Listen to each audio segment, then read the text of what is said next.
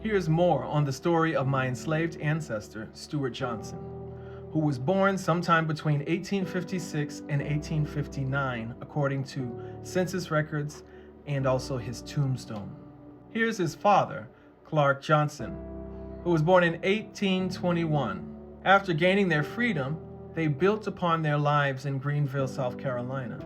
But in 1883, just 18 years after emancipation, a lawsuit was initiated against my formerly enslaved ancestors. Here's the transcript of judgment for my Stewart Johnson in a lawsuit between John T. Chapman and him that was in 1883 and was executed in 1884. The lawsuit specifically is for the total sum of $36.38. I recently found these court documents from November 1883.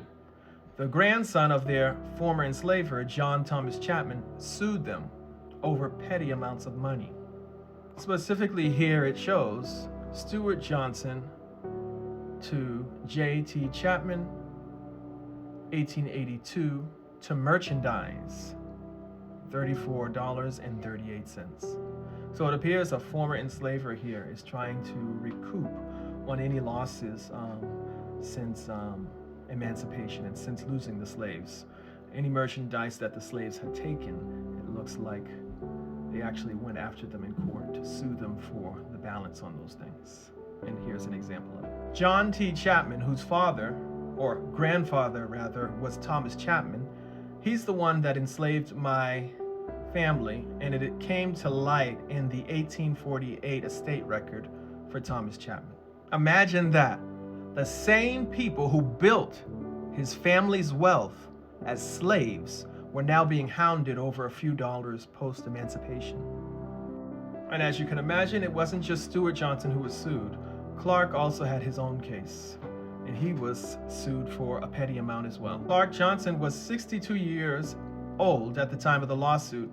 Stewart, his son, was in his late 20s.